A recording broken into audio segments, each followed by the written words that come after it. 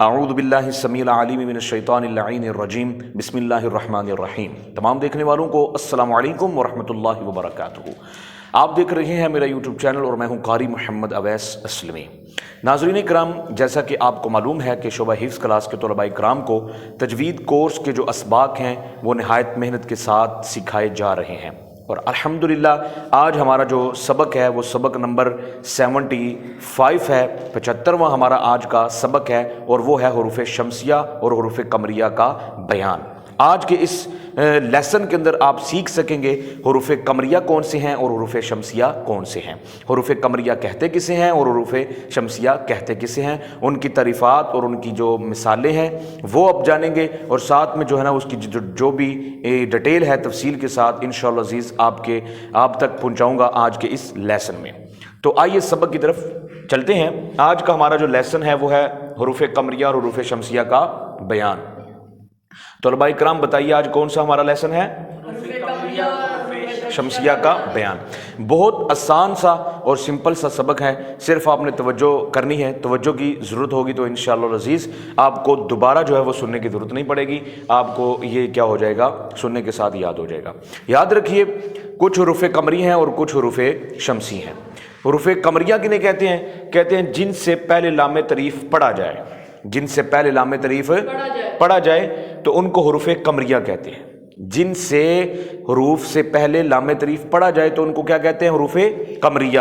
اور جن سے پہلے نہ پڑھا جائے انہیں کیا کہتے ہیں؟ شمسیہ۔ سمجھ آ گئی ہے؟ حروف قمریہ کنہیں کہتے ہیں؟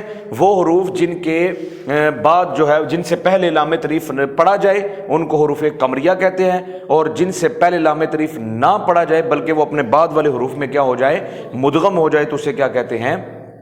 حروف شمسیہ کہتے ہیں۔ کہتے ہیں حروف قمریہ بھی 14 ہیں اور حروف شمسیہ بھی 14 ہیں۔ حروف قمریہ 14 کون سے ہیں؟ ان کا مجموعہ کیا ہے؟ ابغی حجک وخف عقیمہ۔ بولیے، حجک وخف عقیمہ۔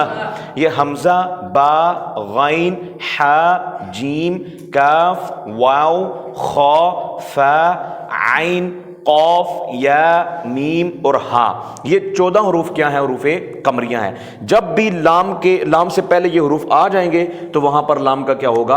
اظہار ہوگا، وہاں لام پڑھا جائے گا، تو ان کو کیا کہیں گے؟ حروف قمریہ۔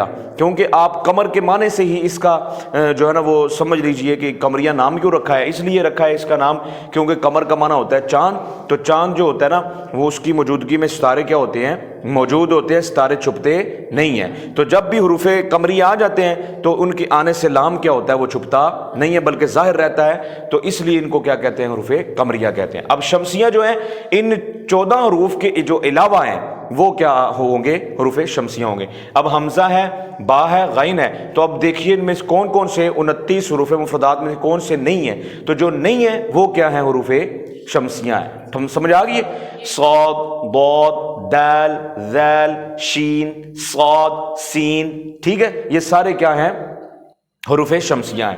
اب حروف شمسیہ سے یعنی جن حروف سے پہلے لام تعریف نہ پڑھا جائے بلکہ وہ اپنے بعد والے حروف میں کیا ہو جائے؟ مدغم ہو جائے، تو انہیں کیا کہیں گے؟ حروف شمسیہ کہیں گے۔ بات سمجھ آ گئی کہ نہیں؟ جیسے کہ حروف قمریہ کی مثال الیوم، الیوم، الکتاب، الحمد، جہاں پر بھی لام پڑھا جائے گا، لام تعریف، لام ساکن جو ہے، لام تعریف جہاں پر بھی پڑھا جائے گا وہاں حروف قمریہ ہوگا۔ یعنی حروف قمریہ کا پتہ چل رہا ہے کہ یہاں پر حروف قمری ہے، تو حروف قمری کے بعد لام سے پہلے لام کیا ہوگا؟ پڑھا جائے گا۔ اور لام تعریف جہاں پر نہیں پڑھا جائے گا وہاں پر کیا ہوں گے؟ حروف شمسیہ ہوں گے۔ شمس کا معنی ہوتا ہے سورج، اور اس لیے ظاہر ہے سورج کے ہوتے ہوئے ستارے کیا ہو جاتے ہیں؟ چھپ جاتے ہیں۔ اب اس ستارے آپ کو آسمان میں نظر نہیں آئیں گے کیونکہ سورج نکلا ہوا ہے، اور جب سورج ہوتا ہے تو ستارے کیا ہو جاتے ہیں؟ چھپ جاتے ہیں۔ تو اس کا مطلب کیا ہے کہ جہاں پر حروف شمسیہ آئیں گے لام تعریف وہاں پر کیا ہو جائے گا؟ چھپ جائے گا۔ سمجھ آ گئی ہے؟ تو ان کے علاوہ حروف کیا ہے؟ شمسی ہیں۔ اور اظہار قمری اور ادغام شمسی اور حروف شمسی کی مثال النجم، النجم، ٹھیک ہے، تو یہاں جہاں پر بھی لام نہیں پڑھا جائے گا وہ شمسیہ ہے، اور جہاں پڑھا جائے گا وہ کیا ہے؟ قمریہ۔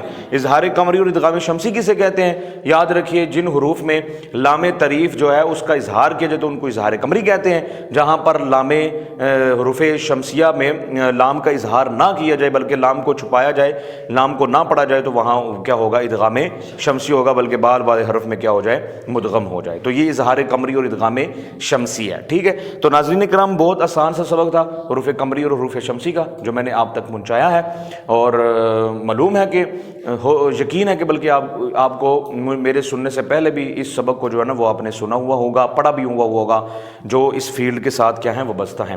اور جو اس فیلڈ کے ساتھ وابستہ نہیں ہیں، جو عوام الناس ہیں، جو صرف میرا لیکچر صرف سن رہے ہیں، تو ان کے لیے تھوڑی سی پرابلم یہ ہوگی کہ ان کو جب یہ لیسنز اسباق جو ہیں وہ شروع سے آخر تک دیکھیں گے، پھر ان کو یہ سمجھ آئے گی کہ حروف قمریہ کون سے ہوتے ہیں، حروف شمسیہ، کیونکہ ان کلموں کا جو استعمال ہوتا ہے وہ قرآن پاک میں کثیر تعداد میں ہے۔ تو اس لیے حروف قمریہ اور حروف شمسیہ کا بیان کیا تھا؟ ضروری تھا۔